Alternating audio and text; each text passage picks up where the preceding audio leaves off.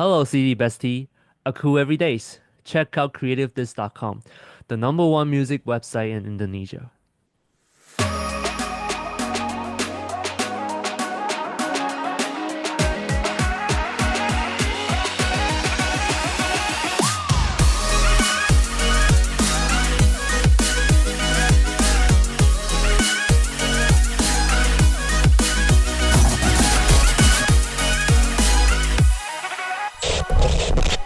So, hello City Bestie, welcome back to CreativeDisc exclusive interview with me, Luthfi, and right now we have a guest coming from Asia too. He is one of like a breakthrough star in Asia, especially in Taiwan, if I correct. Yes.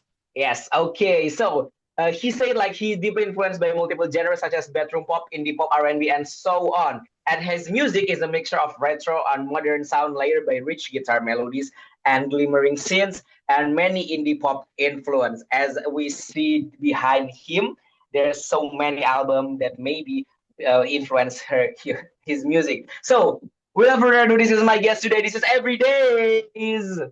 Hey guys, I'm Everydaze. Great to meet y'all. Yes. So, what activities that you have done lately? Activities. I'm gonna play a, a I just went to rehearsal this morning and I'm gonna Mm. play a show on Sunday. And I'm pretty looking forward to that. Yeah, and I just released my debut album called Days on November 29th. Okay, we are gonna talk about this right now. So, tell us about your new album called Days. So my new album Days, I've um my main source of inspiration is from my everyday life, and it's about, the word days is means confused and uncertainty, and it's about when I have my dazed moments. So which is when I encounter long distance relationships with my partner, or when I have self-conflicting moments in family issues, and it's all of those they sound negative, but actually it's me reflecting on my life, and that's how I heal myself through songwriting. And it might sound a bit personal, but And I think on this album, oh, sorry, there's a bit of yes, on, latency. go Yeah, on, go on, go on, go on. yeah. And although it sounds a bit personal, but I think the things that I write about are pretty universal, and I hope that the listeners they can find a bit of themselves in every track. And I think like this album is very nice to hear because there are so many indie pop sound. I think like you're gonna throw back into like 2010s indie pop sound, especially in the song "I Can't Feel," and maybe on the first track it's called "Serious Addiction." I think like you can like throw back to an indie pop sound, but why you choose this approach, this sound of approach when you are making your debut album? I think it's what influenced me the most when I started to work on this project called Everydaze. So, a lot of influences that I took on, like, for example, like Dayglow or like Claro, which I have behind me, or I listened to also a lot of indie rock bands such as Two Cinema Club, which is also a very big inspiration on the track. Uh, I Can Feel. Yeah, so their way of like layering the guitars really influenced me, and like Boy Pablo, his yeah. the way he plays um the melodies on with his guitar also influenced me a lot. So you can hear them on like my previous work Tangerine Dream, or like Evil Gemini, which is sort of inspired by Steve Lacy. He is sort of like an I think personally I think it's a bit of like a mixture between R&B and indie pops, and I just love all of those sounds, so I'm trying to put them together, and I formed this new album called Dates. But is it challenging on your side when you are making these? What's the challenge when you are making your debut album? I think the most challenging part is to self-produce because I also work as a producer and I produce for other artists in Taiwan. And the difference is that when I'm producing for others, it's easier to see what sort of problems they would encounter. But when I'm producing Mm. myself, I have those emotions attached to these songs. So sometimes I can't really see that clearly, but it might not also be a bad thing. Like I have the right to like my own songs.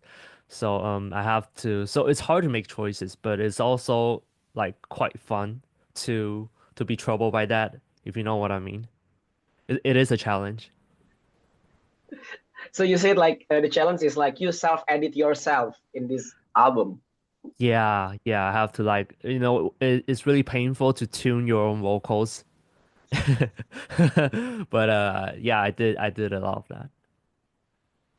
And I think like this album, I think like on the overall, I think like this is like chaotic album because you put like so many emotions into one. But this is the interesting because when I heard it, it's felt like on the series addiction, you put so many soundbite. I think, including the Mac Error one that I noticed, and I think like it's a like kind of chaotic.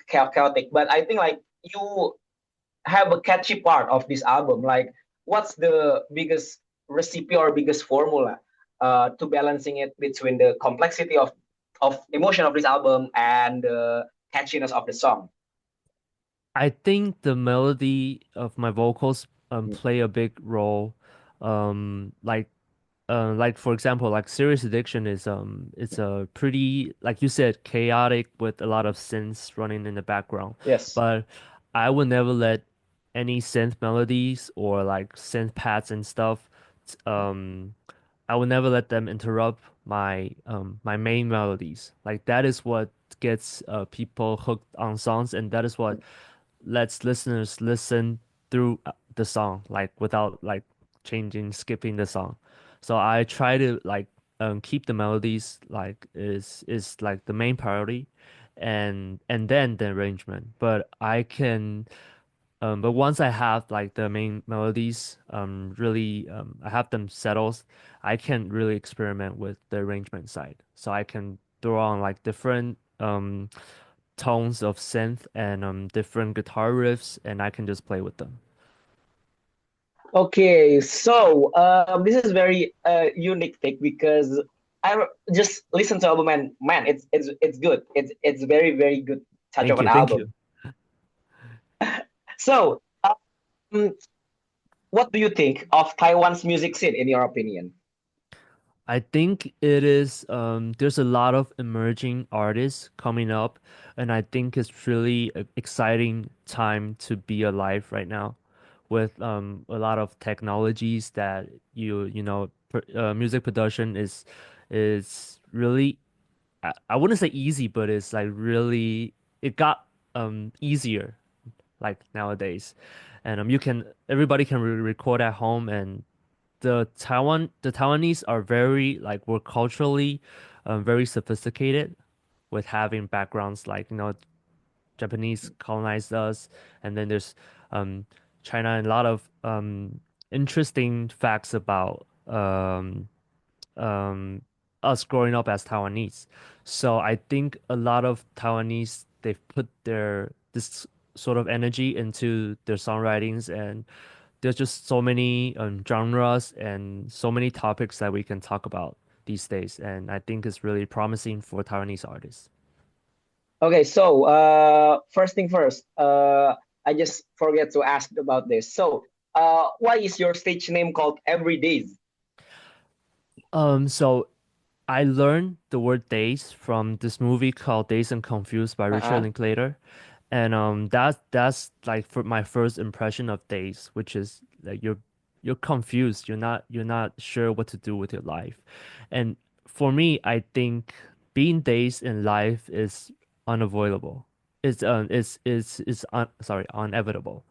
Um so that is the impermanence of life. And if you can accept that you might be dazed, like for example, I could ride a scooter on the streets and then Mm. have an accident, or I can like my girlfriend can break up with me today, you know.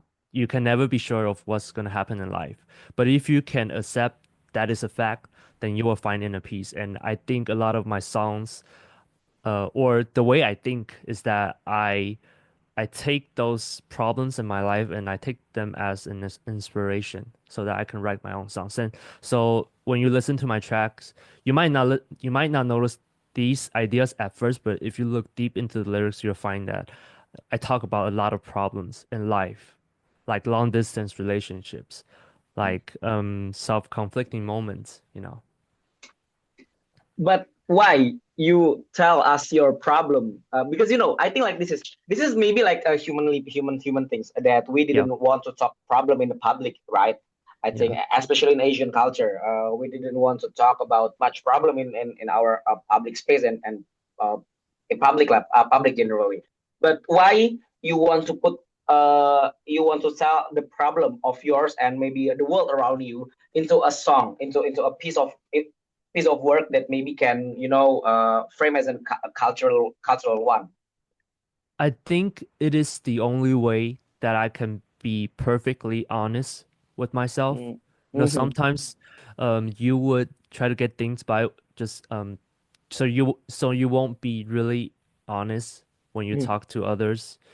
Mm-hmm. Um, but yeah, so like writing songs, that is my way of dealing with my problems and digesting them. And like that's from my point of view, but also from the audience point of view is that um, I hope that they can understand that they're not alone as well. Like when they run into similar problems in life, when they listen to the song, they can know that somebody across the world is feeling the same as they are. And maybe I found out a way to deal with this problem, or maybe I haven't, but I have the same feelings. So I hope that the message, when they listen, when they really look into the lyrics and they listen to what the album has to say, that they will feel that they're not alone in this world when they run into those problems in life. All right, that's very very good answer, really. Thank you. And okay, so we are gonna maybe like a little tone down the question into the fun one. So uh, mention us. What's your favorite album of all time?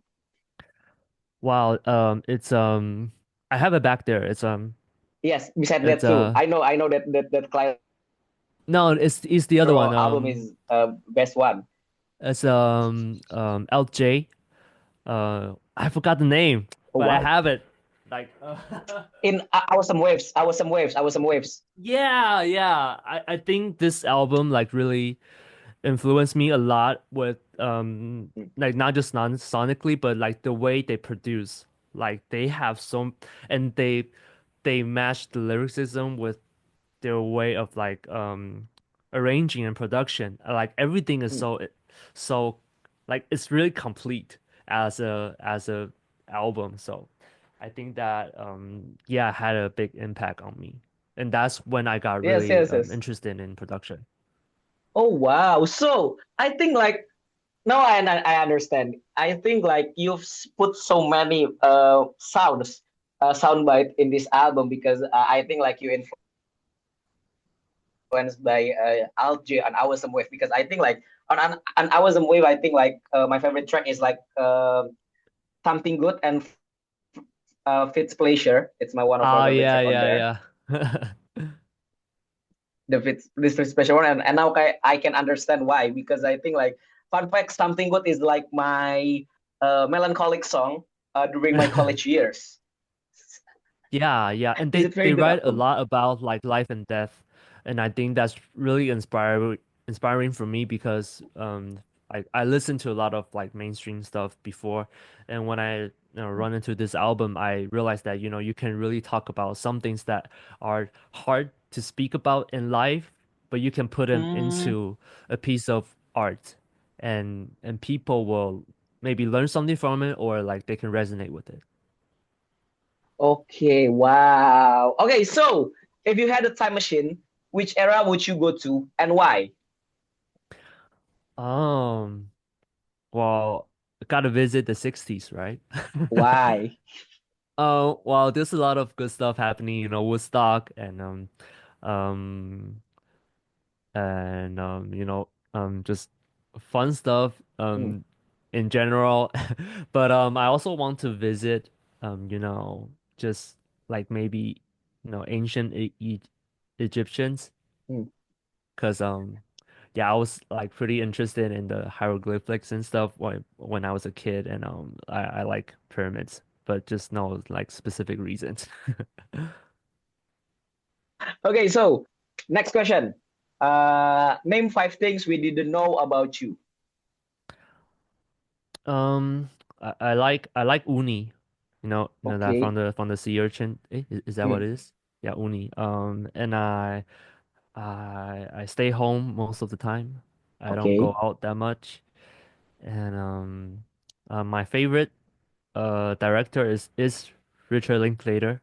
Okay. And what's that? Three things. Three things. And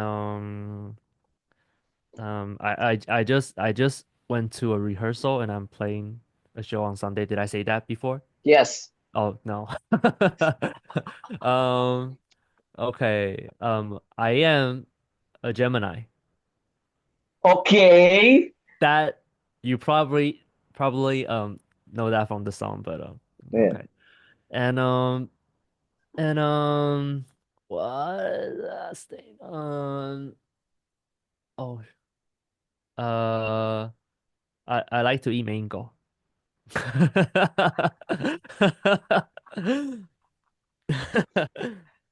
Fun fact, I am a Pisces, so yeah. Okay. Okay. This is the last question for this session. So, what's next after this interview? What's next after this interview? After interview and after you're doing your own show. Okay, so I hopefully I can like maybe like have some shows outside of Taiwan next year. Maybe some in Indonesia or some in the Philippines or maybe somewhere in Southeast Asia, and I'm also plan on releasing more songs because in the past 2 or 3 years I've been pretty busy working as a producer, but now that I'm trying to make free time for my the Everydaze project. So hopefully I can like have more works, more songs that I can share with you guys in the near future. But before then, please check out my new album Days. Yes, yes, yes, yes, yes. Please check out Everyday's new album. It's very, very good. I promise because you've heard from me, right? It is very, very good. Good album. It's very, very chaotic, but it's still fun to listen to. And if you want to follow Everyday's Instagram, you can follow him on Everyday's 24/7. It's Indonesia in Everyday's 24/7. You can follow him. Is it the same on the social media? Yes, it is the same. Yeah. Okay. You can follow it on Everyday's 247. So thank you so much, Everyday's, for this session of this interview. Thank you I so hope much. you doing really well, and this is and good job for making a nice album. Thank you for the interview, Luffy. Okay, Yeah. so thank you so much for uh, this interview. See you on the next interview, and don't forget to subscribe and follow CreativeDisc too. I'm Luthfi, and this is Everyday's. We are signing off. Bye Bye bye. bye. Thank you so much.